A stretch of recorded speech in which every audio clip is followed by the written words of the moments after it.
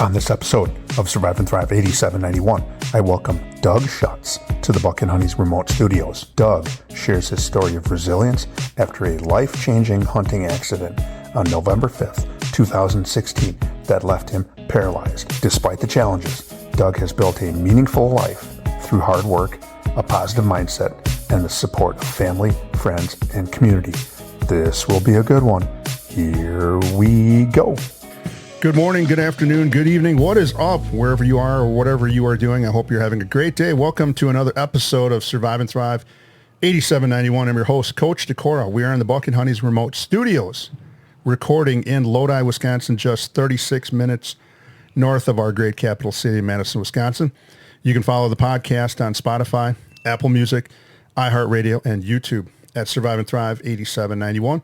You can follow the podcast on Facebook at Survive and Thrive 8791, the podcast, or you can follow me on Instagram and Twitter at TDecora 8791, as well as hitting me up on Facebook at Tim Decora. Don't forget to hit that subscribe button or like button wherever you happen to listen to the show. Leave us a comment if you like what you heard. If there's a topic or you know a guest who would love to tell their story, email me at tdecora@gmail.com. Glad you could join us today. Our mission is to share stories and conversations that make you cry, laugh, and think, stimulating emotions, creating laughter, and inspiring the mind. A new episode will air on Monday and Thursday morning, featuring a wide range of guests. The podcast will touch on many subjects such as, but not limited to, grief, loss of a loved one, recovery, professional setback, divorce, success despite challenges, etc. Our guests will share how they learned to survive and thrive. Today, I'm happy to be in Lodi in the friendly confines of Doug Schutz's house, and we're going to get to him here in a little bit. But according to the internet, and the internet is always right, correct, Doug? Oh, absolutely. Oh, absolutely. Unless you're at my house, I don't need the internet or Google. I've got my wife, and she's always right. In the United States, there are between 249,000 and 363,000 people living with spinal cord injuries, SCI, including 59.9% who have quadriplegia or are quadriplegics. And today we are about to be inspired by our guest and good friend of mine who will talk about life as a quad. Today I welcome Doug Schutz to the Buck and Honey's remote studios. Raised in Waunakee, Wisconsin, Doug graduated from Waunakee High School and is a proud Warrior. After high school, Doug would take his talents to the University of Wisconsin-Platteville and then Madison College, stating he didn't give school a chance because he just didn't like it. Because Doug held many jobs as a youngster, he did what felt best and entered the workforce. Today, I'm so glad you could join us. Doug Schutz, what is up? Oh, yeah. I was just, we were talking as we were setting this thing up here, and I walk into your room, and what do you have on? You've got a TV, and it's got all those little captions of about 2 or 3 games in there, and I think you had a game show on. It's March Madness. March Madness. That's got to have you fired up a little bit. Absolutely. Who are you picking this year besides the Badgers? Yeah, it's going to be tough. I don't know. Are you a Duke fan or yeah? I'm not a Duke fan, but this year Duke is playing pretty damn good. It's hard not to be a Duke fan this year because they have the Knippel kid on there, Con Knippel from Wisconsin Lutheran High School. And I don't know how much you follow high school basketball, but he's got 2 little brothers, I think, that are on the team this year. So correct. There's more of the Knippel kids coming. Well, we'd like them to come to Wisconsin. Yeah, so if anybody knows that are listeners out there that can know the Knippels, we'd love to have you in Madison. Absolutely. You and I go back a long way. We first met as teammates, and I don't remember who organized that team. It might have been Jay Farnsworth. I got us in the league. Schmitty. But then Schmitty I needed a few more players. Yeah, because I think I had just moved, took the high school head coaching job in Waunakee. I was all of a sudden available. And you and I think we might have won. Somebody will probably fact check us on this, but I think we won 1 or 2 Lodi City League titles. Yeah. Somewhere in there, you and I and some of those other guys. And I just remember one thing about you, that you were tough and you never backed down. No. Where did you get that from? Oh, I guess my family. I have 2 older brothers, an older sister, and 1 younger brother. But I grew up in the country, so we had rough and tough, and played football with the neighbors. We had 1, 2, 3 neighbors that all had 5 kids. Mm-hmm. So we'd get together and play baseball, football, kick the can, all that stuff you're supposed to do when you're kids. Yeah, and you're probably having to play up. How old was your older brother? How old's your oldest brother? My oldest brother's 67. And you're just turned 60, or? Yeah, I just turned 60. So he's got 7 years on you. So that'd be like a 6-year-old playing up in the Little League, playing against a 13-year-old. Yeah. And they probably didn't hold back very much on you, did they? No. Just toughen them up. Yep. Before we get to your story, and it is an inspiring one, I need to talk about our sponsor a little bit. So our sponsor, Buck and Honey's Restaurants, are a place that people can escape to. For me, it's a great escape from cooking dinner. With the great food and drink menu, 5-star customer service, and a welcoming and vibrant atmosphere, people keep coming back. With locations in Sun Prairie, Monona, Wanakee, and Mount Horeb, most communities in the Dane County area can get to a Buck and Honey's within 10 to 15 minutes. Drum roll. Have you been to Buck and Honey's? Yes, I have. Which one? I obviously Wanakee is the closest. That's the one I've been to. That's the one. I would suggest Monona. That's the one that I live close to now, and it's right on the waterway. And I think it's the nicest looking one. But when you're thinking about the food and the drink menu, I mean, they're all the same. They don't change much at all. Correct. And your favorite food there? Oh, the bacon wrapped dates. The bacon wrapped dates.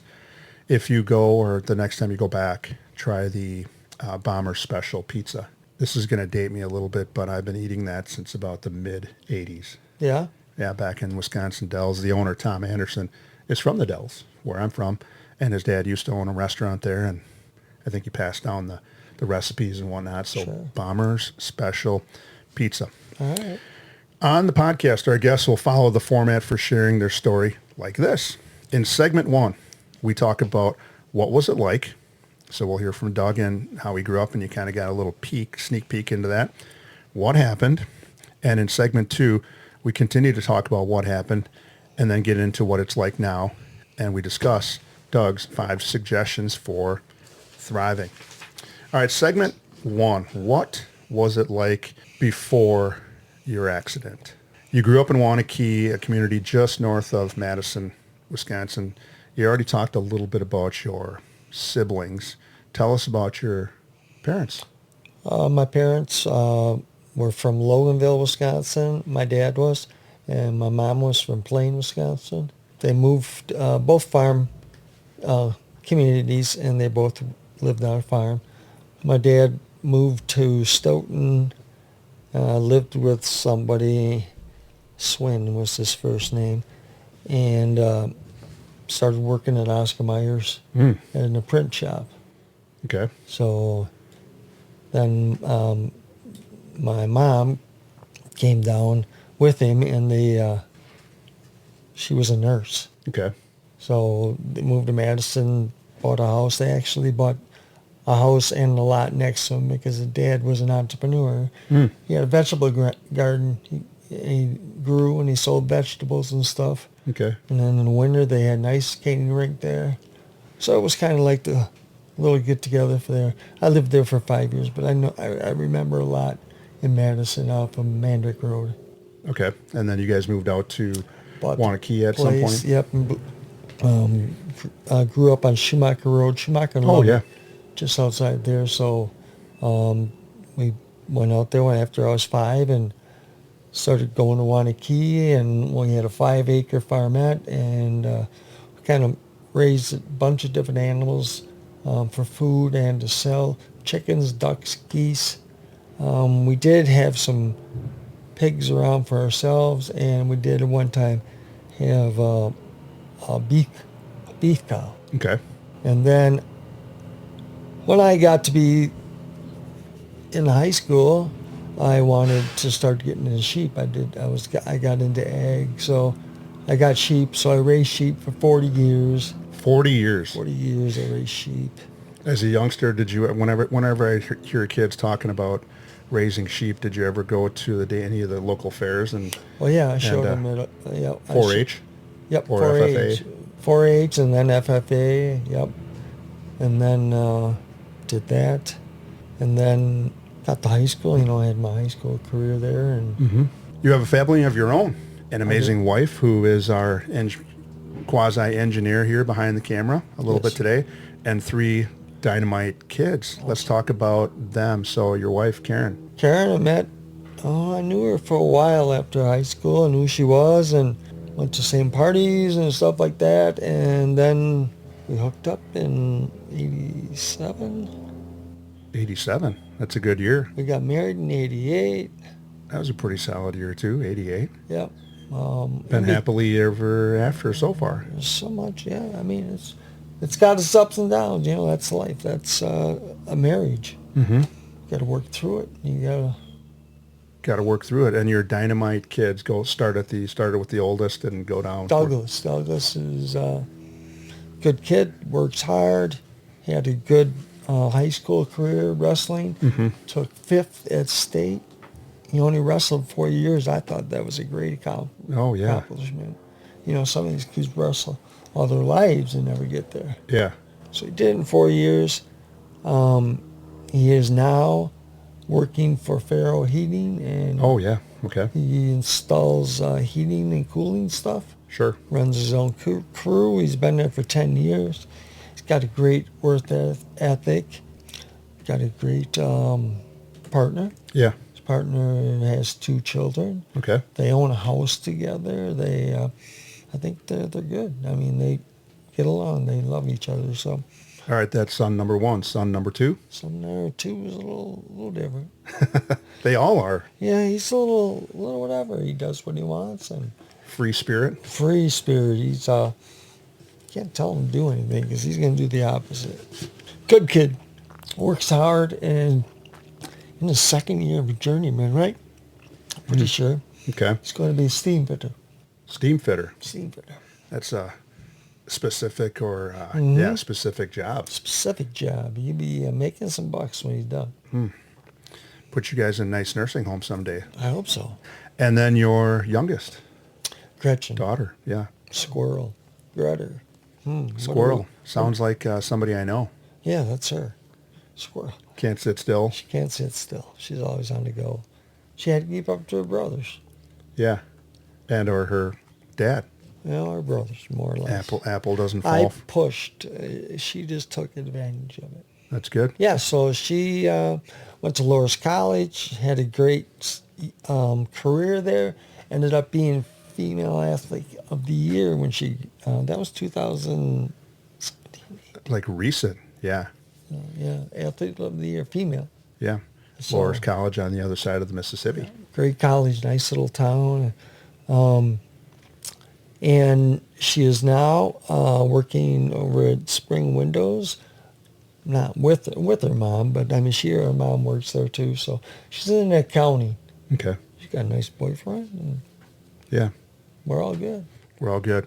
In high school, you already alluded to this a little bit, but you were a 3-sport athlete. You played football, basketball, and baseball. And you sent me one highlight that I thought was pretty cool. But give the listeners 3 of your favorite high school highlights for football, basketball, or baseball. Well, baseball, it's state tournament, senior year. Senior year, it's always nice to go as far as you can. Yeah.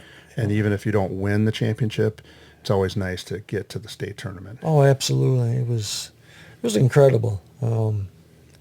We didn't win, yeah, but I tell you what, Had a good experience. I had a good experience, and there was a party after that. Drinking age was 18. Yeah. And everybody was pretty much 18. So, Yeah, for the listeners out there, some of you that are youngsters in the crowd, the drinking age used to be 18 in Wisconsin, probably through the middle 80s, I remember, somewhere in there, and Yeah. they changed it to 19, and then now it's 21. We've had some guests on that talk about going to playing sports and then going to the bar afterward because you could back then. correct. So you made it to the state tournament. That's baseball. How about a basketball highlight? Basketball, I was named all-conference player.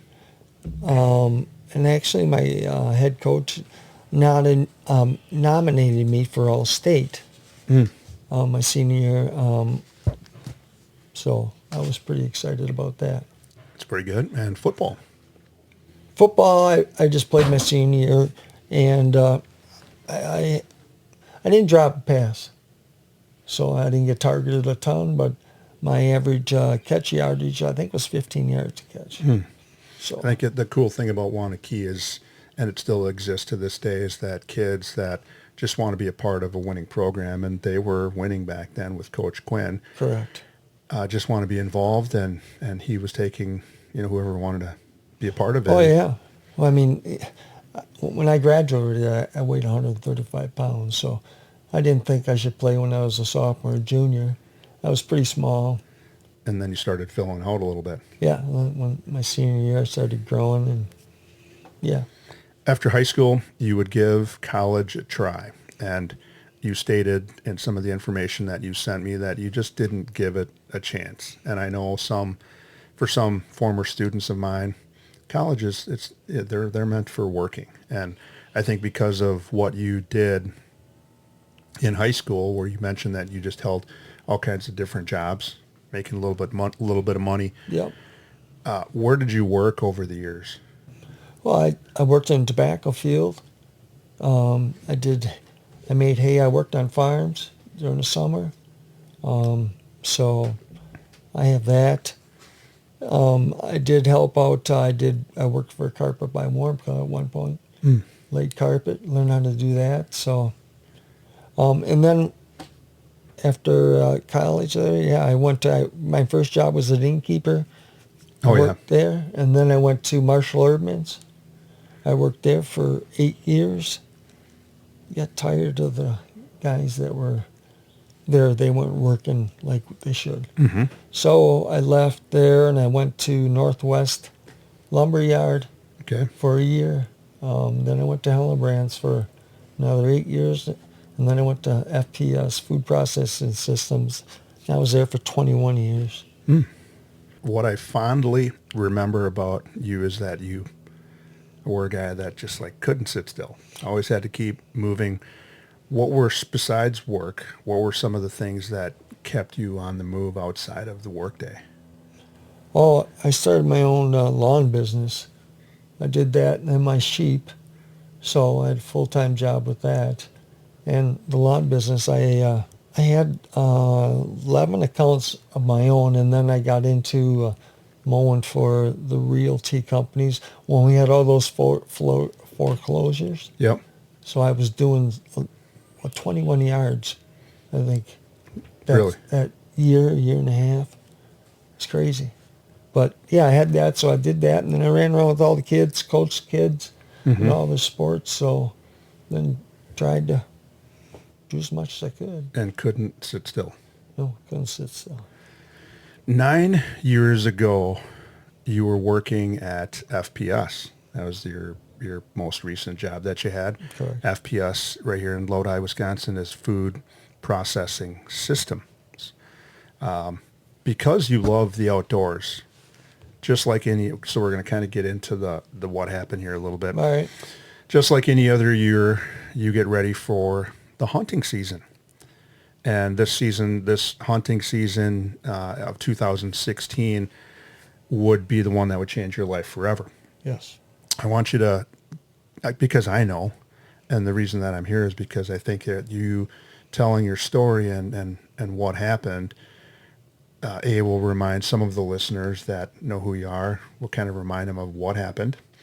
And then the other thing is your story is inspiring to me because of all of the things I've seen on Facebook, and then I've seen you live and in person here and there. I think it's inspirational. Some of the things we're going to talk about later later on in the show about the things that you're doing now. But we got to talk about what happened. Tell our listeners what happened on November 5th, 2016. Probably like you're hunting the 15 or 20 or 30 years before that, but paint us a picture a little bit. Yeah, it was the 5th, and I was going out for the afternoon hunt, and I went out a little late, so it was like 2 o'clock, and my little brother was going to hunt on the other side of the ravine where I was, so he was coming in later.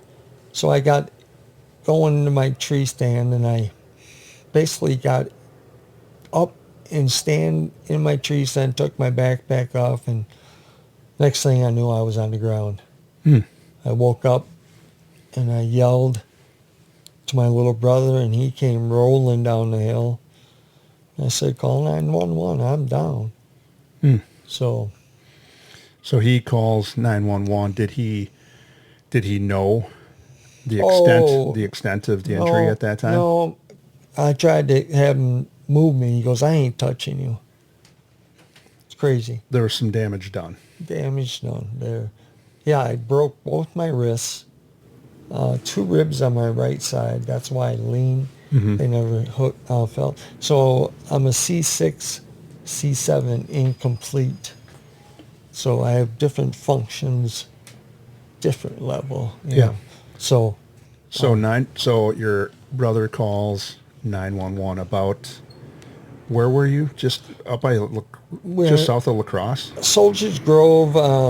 Oh yeah, okay. So I was 17 minutes closer to oh, that's right. La Crosse for for the flight, med flight, than I was to Madison. So they took me to Gunderson. Yeah. And did all surgery and everything. 911 gets called. Your brother says, "I'm not moving you," which is Smart. the smart Oh, move. yeah. The smart move. Yep. 911 probably seemed like forever to get there, but they show up, assess, and realize that they probably need to have the helicopter come in and take you out of there. Oh, yep. Yep. That's interesting that you were just a little bit closer to La Crosse than Madison, so they fly you to La Crosse. And if you had a choice, you'd probably fly me to Madison. No, yeah, but in hindsight, I wish I would have stayed in Gunderson. They were super nice, and I was there for a month and getting rehab, and I was thinking I was getting good rehab. They flew me back to Madison. Well, they didn't fly me. They ambulanced me back when I could, and they started that new center on American Way. Okay. It was only, this is the second year it was open. I got therapy, but I only got therapy for a month, and then they kicked me out. Yeah, but and I didn't get the therapy I needed. You know, I'm still learning all this stuff, and then I went to Good Sam's nursing home for 6 months, and learned a lot there with the PT and OTs and everybody. They didn't know anything about quads when I got there, but they do now. They dug in and they researched and they helped me. They were super. So, because our listeners want to hear how this turns out and some of the cool things that I'm going to talk about and the coping strategies you use to work through a life-changing accident, I need to talk about the sponsors one more time. So Buck and Honeys has been with the Survive and Thrive 8791 crew since the beginning, back in September, with 4 locations in the Madison area. One is always near. People ask me, why Buck and Honeys? Owner Tom Anderson places a high priority on the mental health of his employees. He has a mental health professional available for them should they need support. I don't know how many businesses go above and beyond their employee assistance program, but Buck and Honeys does. November 5th, 2016, you would have an accident that would change your life. In segment 2, Doug Schutz will share how he remains upbeat, positive, inspiring despite his accident. So please stay tuned. Don't change that channel. You're not going to want to miss segment 2 of Survive and Thrive 8791. We'll be back. If you, a loved one, or someone you know is experiencing a physical, mental, or emotional crisis, there is help and resources out there. Contact NAMI, the National Alliance on Mental Illness Helpline, at 1-800-950-6264. This is a free service providing information, resource referrals, and support to people living with a mental illness, their family, providers, and the public. United Way 211 is available 24/7, 365 and offers free confidential assistance. They connect people with the local programs and services that can help. Dial 211. Emergency crisis services, dial 911. The Suicide Prevention Lifeline, dial 988. To connect via web, chat, visit suicidepreventionlifeline.org. Along with those numbers, there is help. You just need to say 3 words. I need help. Now, back to the show. We are back. Welcome back to segment 2 of Survive and Thrive 8791. I'm your host, Coach Tim DeCora. The podcast is where I feature guests who share their story in hopes of helping others who may be struggling with what life throws at them. Doug Schutz and his upbeat attitude have allowed him to survive and thrive despite a life-changing accident. He's here today because of the amazing support from his family, friends, communities, and I would say modern medicine. After your accident, there was such an outpouring of love and support, as I mentioned to you and our engineer, your wife in the background here today, that I was just scrolling through your Facebook, and I just couldn't help but smile at all of the stuff that was going on, and people climbing up to what's the name of the rock? Gibraltar Rock, and they had the signs, do it for Doug, or I did it for Doug. Do it for Doug events. Tell us about that, kind of that support that was going on. How did that make you feel? Were you angry about that, or were you happy? I was just, I was overwhelmed. When I grew up, I didn't know. I mean, I was kind of hard. I was on the go, I was active, but didn't know I impressed that many people, and that many people like me. My first big event we had up here in Lodi, there was over 1,000 people there. And when I got in there, I started crying. I was just like, wow, it's crazy. All of this for me.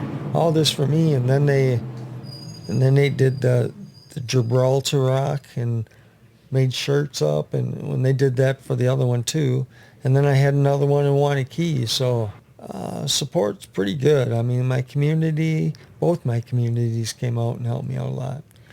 Yeah, I mean, there's not many things that surprised me from growing up in high school and college and playing athletics, but like I said earlier, you impressed me with just how tough you were, a great basketball player.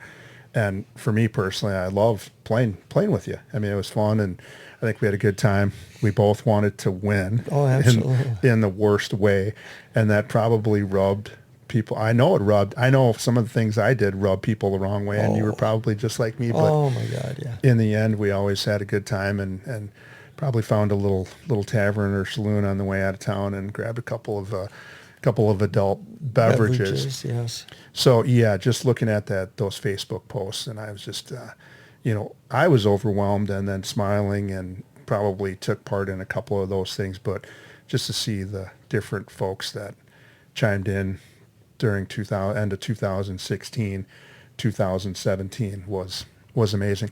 Obviously, very uplifting with the support from your hometown, Yep, Wanakee, and your new hometown of Lodi. What was life like on the other side when it was just you? I mean, obviously your wife and the kids were around, but when it was just it was just you. Me and my situation now, or before? With your situation now, yeah. It had its ups and downs, I still does today. I mean, like Jimmy Valvano said, if you laugh, you cry, and you think, you had a great day. It happens more and more to me every day now. I've become more emotional after this accident, especially in the last few years. I mean, I'll watch a movie and I'll cry. Like, wow. Yeah, I mentioned once in a while to some people I know that are going through a tough time, Have you had an opportunity? When was the last time you cried? And I think crying is good. I think so. And it just means that you are into what is going on in your life. What was your mental health like? Was it, how were you feeling at that time? Right away it was pretty tough because they got, I was on a lot of different pills and drugs. And first I'm like, where'd everybody go at night? And why can't I get up and move? Mm-hmm. And I would have bad dreams because I don't remember my fall at all. But that part was tough. But, and then I was in and out of the hospital for not the first 2 years, but after that, in and out with different things, infections and a pressure ulcer. So, what were you doing for your mental health? We talked about this at the beginning, about it's okay to say I wasn't doing anything, or here's what I was doing, and here's what the doctors and the hospital, they said, here's some things you can do for how you're feeling. Yeah, when I was in the hospital, I'd have the priest or whoever was on, they'd come around and I'd talk once in a while with them and tell them how I'm feeling. And there's nights that I would just pray. And so I was always positive most of the time. And when I had my urinary tract infections, that hurt. And I would just say, let's just go. I want to go. I don't feel like this. It really hurts and sets me back big time. But we've got out of that. With you being a guy that was always on the move, working, taking care of your family, coaching your kids, following your kids' events, you're now living your days in a specialized wheelchair. Yep. Tell us about what a typical day and week is like for Doug Schutz. And if anybody's listening to this episode because they've got a loved one or coworker or classmate that is in the same position, tell them kind of what they have, what you do that gives them a peek into what life could be like for them. Well, I have a caregiver. I go through right at home, and my caregiver, I've been lucky. It's going on 4 years. 4 years I've had her. So she comes at 8. We get up and take a shower, brush my teeth, does some exercises with me. When we get dressed for the day, and if I can get up or not, I'll get up. I usually have some appointments I go to. So she's here from 8 till 10. Okay. So then if I have other things, she usually takes me. And on your Facebook page, I see you working out quite a bit now. Yeah, I'm back up with the UW at the kinesiology department. Dr. Keisha Doyle is running it now. Dr. Tim Gatnby ran it when I first started. He's a good guy, and handed it over to her. But yeah, I go up there for an hour and 25 minutes and work out with the college kids in the kinesiology department, OT and PT. Mm-hmm. So I do that on Mondays. Okay. And then I try to work out like on Thursday or Friday. I have a Bowflex machine here, free weights. I throw the ball around that. And then, like I say, I go to an appointment on Wednesday. Every Wednesday for my wound. I have a pressure ulcer. Mm-hmm. Trying to get that healed. Usually there's something going on, but not a ton. Mm-hmm. Try to stay active. Try to keep up. Don't like laying in bed. Well, I'm going to go through some things here that I picked from your Facebook page, and I knew some of them already, but some of them I had to do a little review for myself. I'm just going to list some of the things that you can do as a quadriplegic.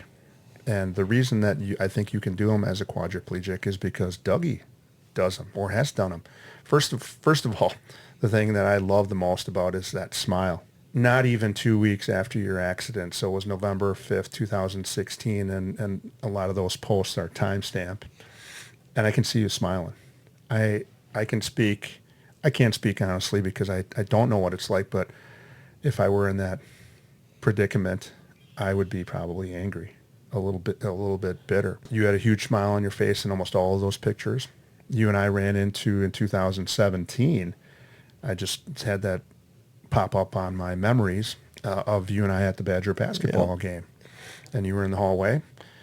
Brewer games, pontoon rides. And here are the really, really cool things. You water skied. Mm-hmm. You drove a van back then, and you talked about getting back and driving as well. Yep. You also snow skied. Snow skied. And because you were a hunter, I think this is probably just normal that you shot a rifle, a gun. Did you do any crossbow? Not yet. Not this yet? year. This year. I got one, but this year I will. And here's the other big thing. And I don't know if I'm going to do it. I know you've said, hey, maybe, I can do it. You can do it. Parachuting. I don't know if I'll do it. And many, many more things. Thinking about all of those things that you have done, what's been your favorite? What's been your favorite? Skydiving. Skydiving. And you've done it twice now, right? Well, I was supposed to do it twice. You were supposed to do it twice. I didn't get to do it the second time. They didn't have my... Parachute? They didn't have a parachute for you? the right harness that holds me up. So I'm going to be doing it again here soon. Yeah. I'll probably do it twice this year. Okay. I think there's one bucket list item I have for you, Dougie, and that's for you to be able to walk again. What do you think? I think that'd be awesome. I think that would be awesome as well. This is where the subscribers, followers, listeners take out the notebooks, pens, or pencils and jot these 5 things down. Here are Doug's 5 suggestions that allowed him to survive and thrive a life-changing event. Here's what Doug shared. And I'm going to toss these in underhand softball style. Number 1, Doug, you said stay positive. Can you talk about, go ahead and hit that. Just not going down the rabbit hole. It's an accident. Shit happens. So stay as positive as you can and go with it. You just can't go the other way. It's just not worth it. That's my philosophy, I guess. Yeah, exactly. Number 2, there's still life. It just looks a little different. Go ahead and hit that. Number 2. Oh, yeah. There's plenty of activities out there. You can go water skiing. I've gone snow skiing. I've gone parasailing. Parachute. There's track chairs. Go out there and go. I go hunting. It's just, different way of life now. You're not using your legs, but there's other things you can do that, are fun. Whatever. Find what you like to do. Just stay active. Exactly. Number 3, and we talked about this a little earlier in the episode, get a good support system, and you've got a pretty solid one in place with your family. Yeah, family and friends. I got great friends and family. They help me out a lot. Pretty much whenever I need things done, it's friends or family members. So it's good support. Helps out a lot. To help you through the bad and the good. So. Yeah. Exactly. Good. Number 4, you already touched on this a little bit, but find things you like to do. I know you did some of those a little outrageous things, jumping out of a plane and going snow skiing and water skiing. What do you like to do? What are some other things you like to do? Oh, I like to go pontooning. I got a pontoon, like the fish. Pretty much, kind of anything outdoors. I have 80 acres, my 2 brothers and I, down south where I got hurt, and I like to enjoy that cabin now. Just, going to ball games, any outdoors activity, get me moving. Yeah, you're finding all kinds of things to do. And number 5, the last one, I really like seeing some of this on your Facebook posts that you have about just getting stronger and keeping that upper body ready to go. Go ahead and hit that. Yeah, I'm getting stronger. I've been laid up for, a year and a half, kind of bedridden, don't do a whole lot, but I'm back to my adaptive fitness class up with UW students and just really working out hard at my upper body where I have to have that to move around, and it's just me getting stronger will will make my life better. Yeah, exactly. Well, what a great episode. I'm so glad you could join us. Your story and how you haven't let paralysis stop you from living life is inspiring. Your accident also shows the rest of the world how love and community support can help lift the spirits of someone who experiences what happened to you. Despite all of that, you have survived and thrived. Call to action. Doug Schutz just shared his story and what it's like to live life in a whole different way. He went through a very tough time in his life and came through to inspire others with his upbeat and positive attitude. He also shared his 5 suggestions that helped him get through a stressful time in his life. Here are the 5 things that Doug shared with us today. 5 suggestions. Number 1, stay positive. Number 2, there's still life. It just looks a little different. Number 3, get a good support system. Number 4, find things you like to do. And number 5, get stronger. Final thoughts as we close another great episode of Survive and Thrive 8791. Are there any final thoughts, Dougie? Final thoughts. Thinking 2025 is going to be a good year for me. Just moving forward, being healthier and getting stronger. Yeah. That's I'm thinking. I can't wait to see what the Facebook posts look like here in June, July, and August once things start warming up. So I really enjoyed having you on the show. And again, having hit you up a couple hours after we recorded this episode. We had a little technical difficulty, but you just had so many inspiring things to talk about. I just didn't want to have it end where we had that little technical issue, but I think things are going to work out in the end. But I'll let you go, Doug, and you enjoy the rest of your night, and thanks for inspiring the rest of the world. Well, thanks for interviewing me, Tim. I appreciate it. Yeah. All right, I'll let you go. Take care. All right, bye-bye. See ya. On our next episode of Survive and Thrive 8791, we will have another amazing guest in the Buck and Honey's remote studios who will share how they learned to survive and thrive. If you have a story to share or you know someone who does, please reach out to me at tdecora@gmail.com. Until next time, hang in there with whatever you happen to be going through, and with hard work, dedication, and determination, you can survive and thrive. Until next time, take care.